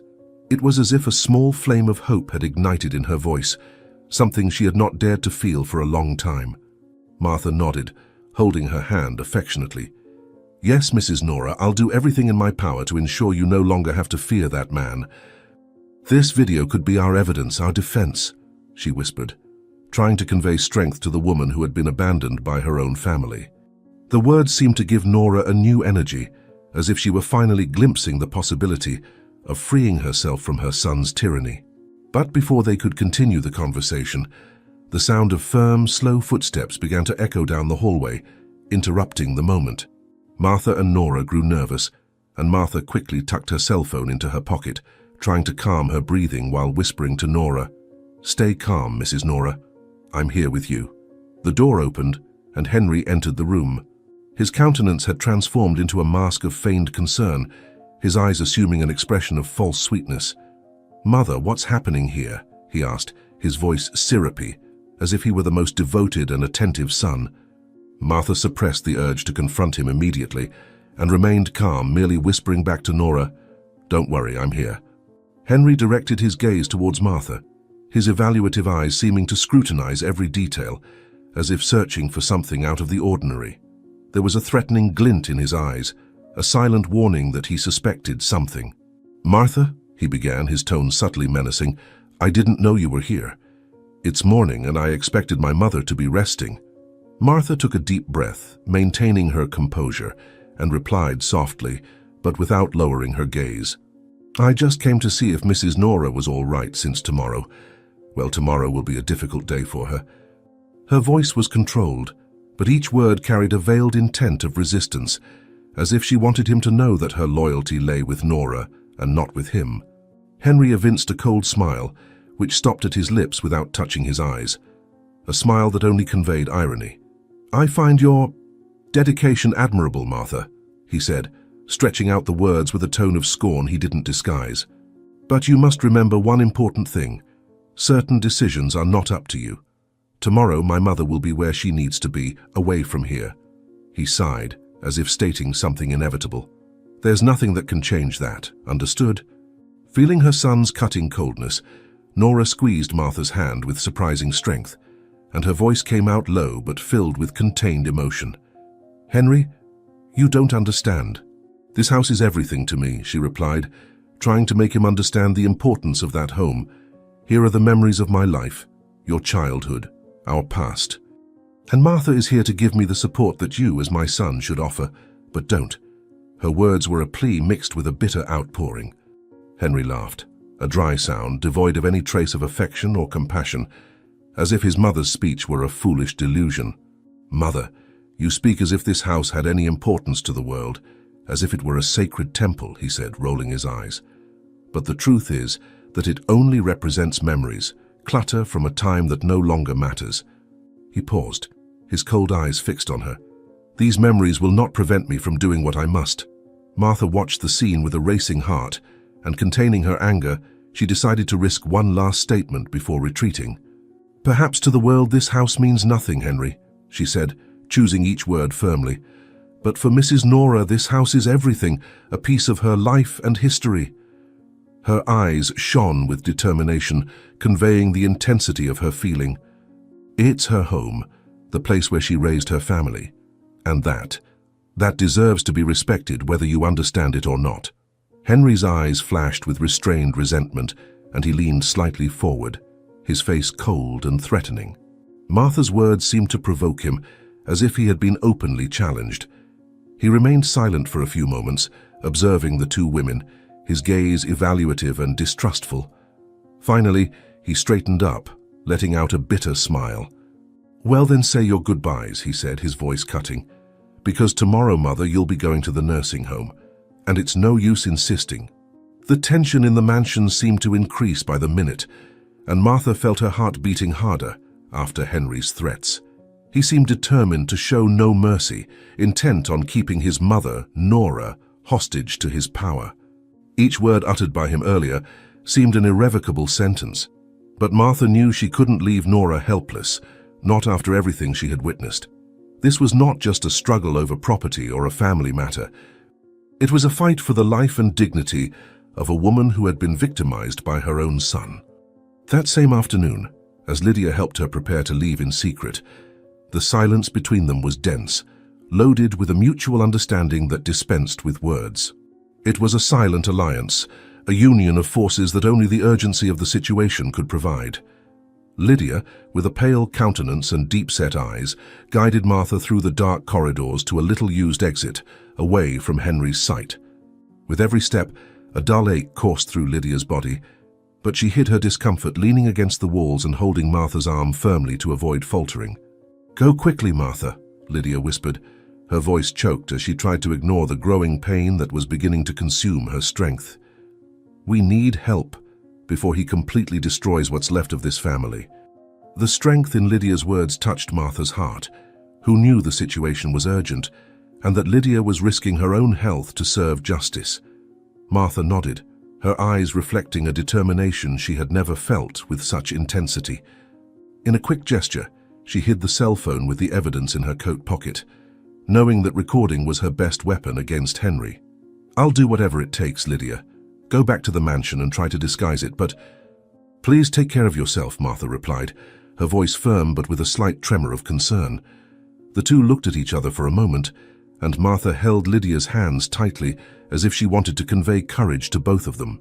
Lydia forced a smile, although each word came out with difficulty due to the pain. "I'll take care of everything here, just go quickly," she said, with a determination that belied the fragile state she was in. Lydia's face betrayed the pain she was trying to ignore, but she remained steadfast until she saw Martha leave through the side door, casting one last encouraging glance before returning to the mansion and trying to disguise her distress. As soon as she left the mansion, Martha began running through the streets toward the police station. The fear of being discovered propelled her even more, and her heart was beating at an accelerated pace, each pulse reminding her that every second was crucial. Arriving at the police station, she was greeted by a detective with a stern countenance who, noticing her urgency, observed her attentively. Without wasting time, Martha opened her cell phone and showed the video she had recorded. "I have proof of Henry's abuse and manipulation. He cannot continue unpunished," she said, her voice trembling but filled with a firmness that impressed the detective. He observed every detail in the video, while the expression on his face became increasingly grim. "These images are enough for an urgent investigation," the detective replied, already picking up the phone to mobilize the team. Martha sighed with relief, but at that moment the detective received an urgent call. His expression hardened, and he looked at Martha with a concerned and resolute gaze. "Something is happening at the mansion. We need to act fast," he announced, and the officers began to organize for an immediate intervention. "Come on, Martha. Every second counts. Everyone's safety inside depends on our arrival." The tension was so dense that it seemed to suffocate the air in the mansion. Martha could barely contain her anguish after Henry's cold threats, who, as he paced back and forth in the room, displayed a satisfied smile. He seemed to have total control, as if everything and everyone were pieces on his chessboard. At that very moment, Lydia, pale and visibly weakened, struggled to disguise the intense labor pains that assaulted her suddenly. With each wave of pain, her body refused to obey, but she refused to show weakness in front of Henry. However, upon hearing the sound of sirens echoing through the property's surroundings, Henry frowned, realizing that something was out of his control. He looked around, his eyes sparking with suspicion and fury. At the same instant, the living room door burst open, and with quick steps, Martha and the police officers entered the mansion. The officers noticed Lydia's state and quickly exchanged glances, aware of the gravity of the moment. Martha ran to her, holding her hand firmly, while the police officers approached Henry, ready to intervene. One of the officers shouted, his voice firm and decisive, "Henry, the game is over!" Henry tried to maintain an air of innocence, but his face contorted into an expression of surprise.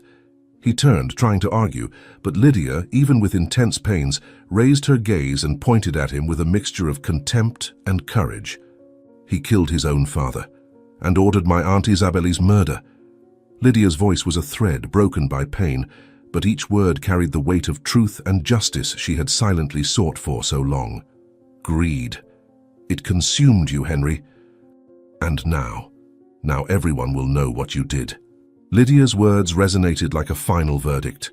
Henry turned, his face twisted with hatred, while the officers were already surrounding him. By Lydia's side, Martha supported her, offering her the silent strength that seemed to renew her courage to face the man who had destroyed the family's peace. Henry, in a desperate act, raised his hands toward the officers. "This is a lie! She's trying to incriminate me," he shouted, his voice now tinged with contained panic. But Lydia, even struggling against intense labor pains, remained resolute, her gaze fixed on him, as if the truth she carried within herself could unmask him completely. "You threatened your own mother, slowly poisoning her to make her lose her sight, manipulating her into being just a burden," she continued, the words coming out with difficulty but imbued with powerful force. "All this to ensure you would get the family's house and assets." Lydia's words were like daggers, exposing Henry's intentions before everyone. Suddenly, they heard a weak voice, but charged with emotion, coming from the hallway entrance. It was Nora, supported by one of the officers, who, upon hearing the shouts, had brought her to the living room. "I knew. I always felt my blindness wasn't natural," Nora murmured, her voice trembling but carrying a pain that came from afar. She raised her head, trying, even without seeing, to focus on Henry's presence, as if she could see the son's wicked soul. "You took advantage of my condition, Henry. You used my blindness to manipulate me, to force me to sign those damn documents." Henry was visibly disturbed upon hearing his mother's voice. He tried to disguise it, forcing a smile, but Nora continued, her voice laden with bitterness and sorrow. "Why, Henry? Why such cruelty? I was your mother. I gave you everything I could, and all I received was darkness." With each word, the pain in Nora's voice made Martha and Lydia feel the weight of a lifetime of suffering. You put poison in my food, Henry. I know it was you. I felt something strange, something that made me weaker and weaker, but I had no way to prove it. I was blind, but now I see the whole truth." Lydia, still holding Martha's hand and breathing with difficulty due to labor pains, added in a trembling but determined voice, "You used her blindness to make her sign documents, to get everything you wanted. You poisoned your own mother, to gain absolute control over the house, over the family's money." Each of Lydia's words was a blow that exposed Henry's soul. The officer's expressions reflected the gravity of the accusations, and the atmosphere in the room was dense, almost unbearable. Henry, in a last desperate act, raised his hands toward the officers, trying to sound convincing. "This is a lie. They're conspiring against me. My mother is old, she doesn't know what she's saying, and Lydia, she's the one who wants everything for herself," he shouted, trying to manipulate the situation, but his voice, once full of arrogance, now carried a panic he could no longer disguise.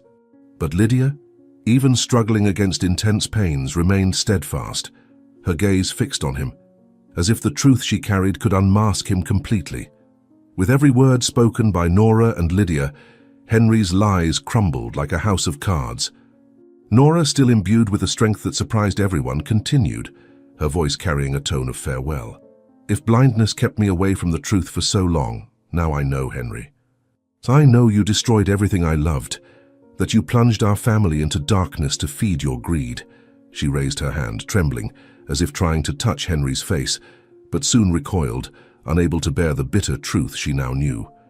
The silence in the room was broken by the sound of handcuffs being closed around Henry's wrists. He, realizing he had no way to escape, in a last desperate effort, lunged toward the back door, attempting to flee. But the sound of gunshots echoed through the garden as the officers intercepted him, preventing his escape. Handcuffed and defeated, he shouted furiously, trying to blame Lydia and Martha, accusing them of plotting against him. "You set me up. This is all your fault and you'll pay for it," Henry ranted, but his words no longer had the power to manipulate as before. Lydia, beside Martha, looked at him with a mixture of pity and disdain, feeling that, finally, justice had been served. "Your greed was your downfall, Henry," said Lydia, her voice laden with a strength that transcended the pain of childbirth. "And now you will reap every cruel act you sowed."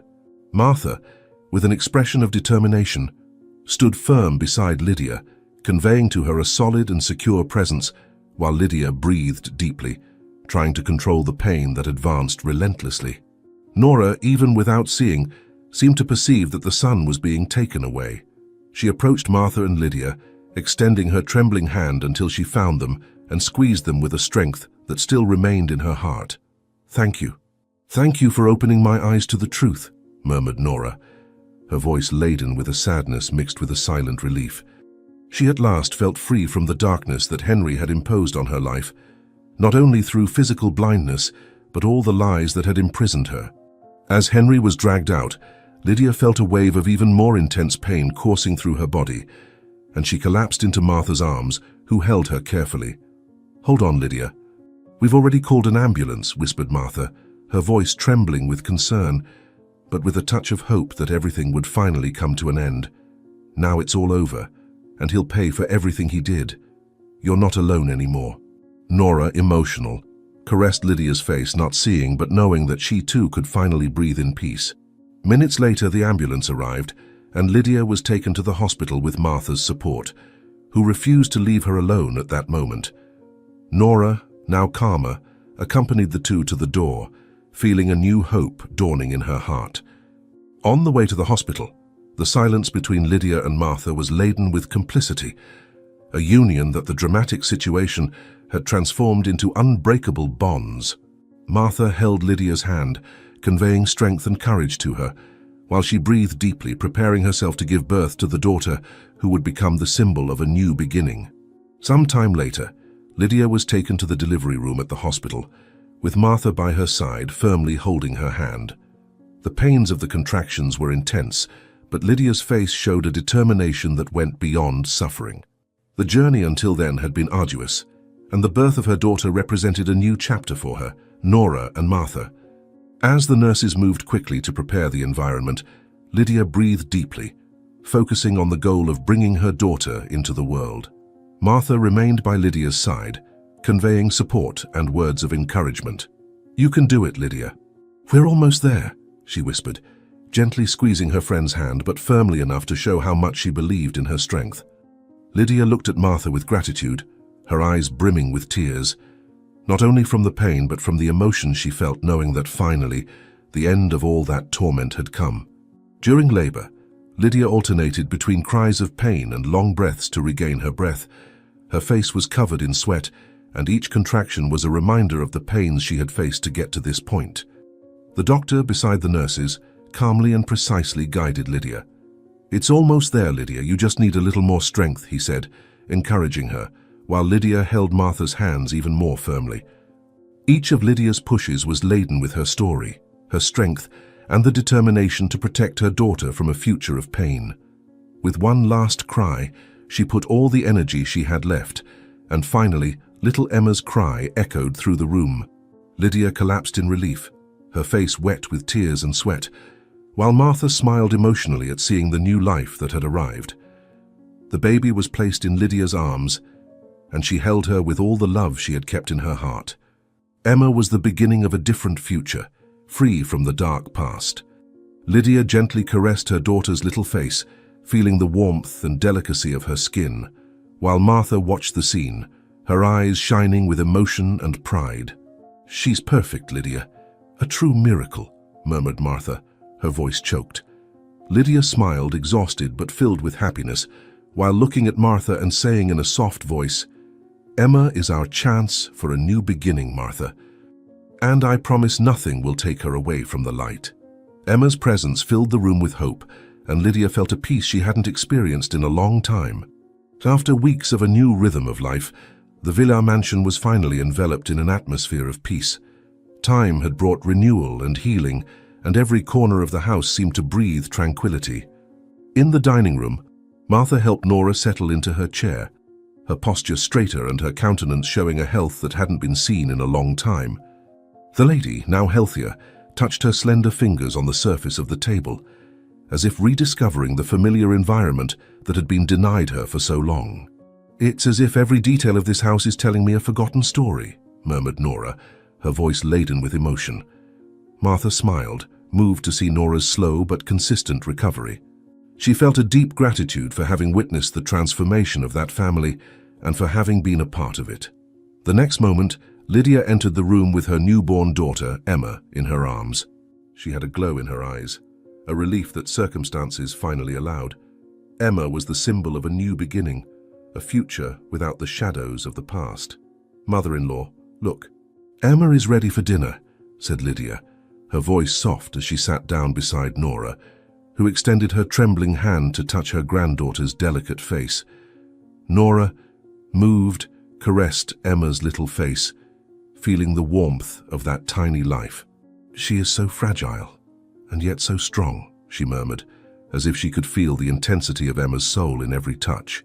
Throughout dinner, Nora felt something different. The aroma of the food prepared by Martha was so familiar that it seemed to bring vivid memories of the past, and, to her surprise, she noticed that some shadows began to disappear before her eyes. "Martha, I feel like I'm seeing something," Nora whispered, almost fearing to break the magical moment. Martha and Lydia exchanged glances, their eyes shining with hope and happiness. Nora gently rubbed her eyes, as if she wanted to remove the last layers of darkness that surrounded her. She looked up at the ceiling, her eyes trying to focus on the shadows and light that were beginning to outline the environment around her. "It's like a miracle. The light returning as if everything I've lived through had been a long night," said Nora, her voice choked, touching Martha's face with silent gratitude. Martha held Nora's hand, her eyes glistening, feeling the impact of that moment. "Mrs. Nora, you have an incomparable strength. This is the light of a new beginning, and you deserve to see every detail of this new phase." Lydia observed in silence, absorbing the scene while she caressed Emma in her arms. The peace and serenity that filled the environment were everything she had dreamed of for her daughter. "Emma brought peace to this house, and that is what she will know, love and unity," murmured Lydia, determined to make that home a true refuge. Dinner continued at a calm pace, but filled with emotion. The memories that surfaced with the smell and taste of the dishes seemed to relieve Nora's soul, who finally felt free from fear. She smiled as she recalled moments from her past, and then, looking towards Martha and Lydia, she said firmly, "I want to use my fortune to help women who, like me, were victims of abuse, manipulation, and suffering. I need to transform this pain into something that heals other souls." Martha nodded, moved by Nora's renewed purpose. "Your example will inspire other people, Mrs. Nora. You are bringing light where there was once darkness." Martha's words were more than encouragement. They were a celebration of everything they had overcome together. Lydia felt comforted, for she knew that Emma would grow up in an environment of compassion and strength, surrounded by women who had fought and triumphed over all adversities. Nora smiled, her eyes shining with a new glow. "And I want you here, Martha, not as a caregiver but as a friend and part of this family." The statement made Martha's heart race. She, who had feared so much losing her role in that house, now received the greatest recognition, being part of the family she had helped rebuild. Lydia looked at her mother-in-law, surprised by the decision. "Yes, Martha is part of our story. She will always be welcome among us." A dense emotion filled the air, a feeling that transformed the pain of the past into a new strength. With Emma asleep in her arms, Lydia looked at her mother-in-law and Martha, and the shared look between the three was one of complicity, as if each promised the other to continue protecting and caring for this new home. However, one last matter still hovered over Nora's heart. With a deep sigh, she broke the silence and revealed the desire that, since Henry's imprisonment, she had avoided mentioning. "I want to visit my son in prison. I need to see him, understand how far my own flesh and blood was capable of going." The confession caught Martha and Lydia by surprise, but both understood the importance of this closure for Nora. Lydia looked at the sleeping daughter in her arms, and then said hesitantly, "And perhaps Emma should meet her father, even if that means only showing her what she should avoid in her own life."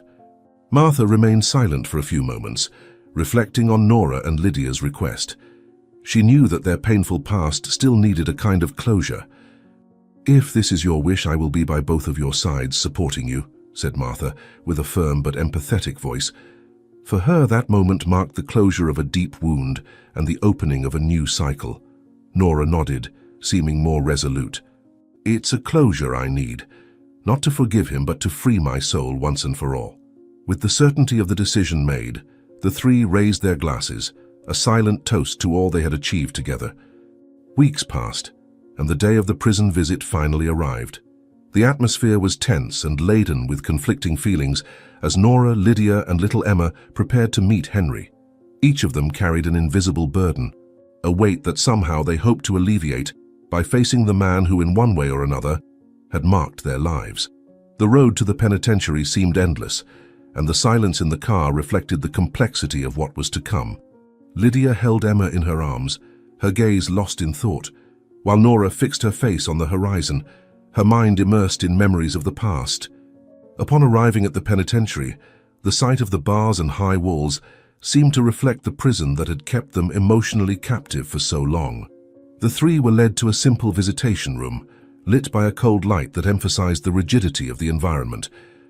Lydia settled Emma on her lap, caressing her daughter's face, and took a deep breath, while Nora held her hand, transmitting strength to her. Martha, who had accompanied the three to the entrance, waited outside, respecting the moment she knew was a necessary closure. After a few minutes, the door on the other side of the room opened, and Henry entered, handcuffed, with a demeanor different from the arrogant man they had faced. He seemed tired, dejected, and his once cold eyes now showed a shadow of remorse. Upon seeing his mother and Lydia with Emma in her arms, Henry paused for a moment, as if the weight of what he had done had paralyzed him. He averted his gaze, feeling the shame that had accompanied him since the day of his imprisonment. Nora remained silent, but her upright posture and steady gaze showed that this was a moment she had waited for a long time.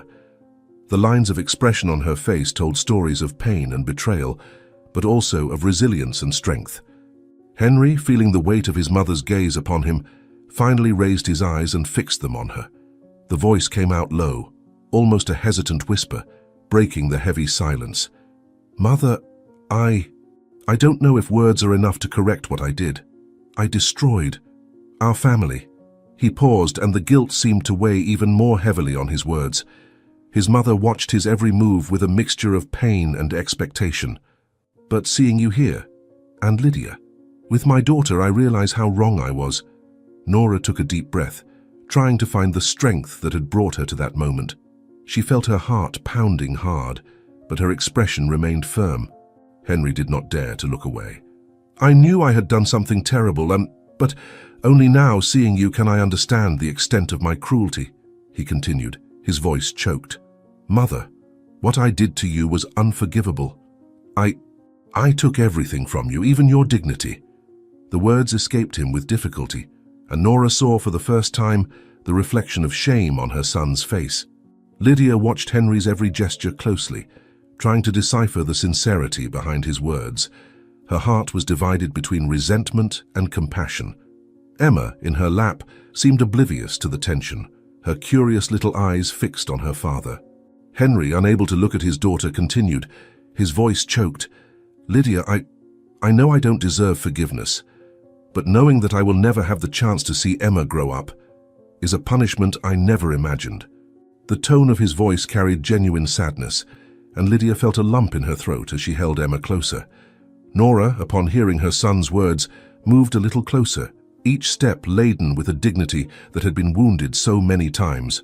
"Henry, for so long you've kept me blind, physically and emotionally," she began, her voice steady but filled with pain. "I trusted you, and you took from me my sight, my peace, my trust. But despite everything, you are my son." She paused, and Henry's eyes filled with silent tears. Henry looked at Nora, the tears glistening in his eyes. "Mom, I can't undo what I've done, but if I could, I'd give anything to undo every mistake." Nora watched him, his words finding the void of all the broken promises. "I hope you know that the time you'll spend here isn't just to reflect, but to rebuild yourself, Henry," she said, her voice calm but filled with determination. Lydia finally intervened, her voice choked with emotion. "Henry, as much as I want to hate you for what you did, seeing Emma teaches me that forgiveness can be the first step towards starting over. She showed me a strength I didn't even know I had." Lydia averted her gaze, silent tears streaming down her cheeks. "I want Emma to know her father, but I also want her to know what he did, so that she grows up with the truth, but also with compassion, understanding that mistakes exist, and that forgiveness is possible." Henry listened to each word, as if they were arrows piercing his soul. Lydia's voice touched him in a profound way, and he felt a pang of relief, as if those words opened a crack of light amidst the darkness he found himself in. "Lydia, I don't deserve your forgiveness, and perhaps I never will.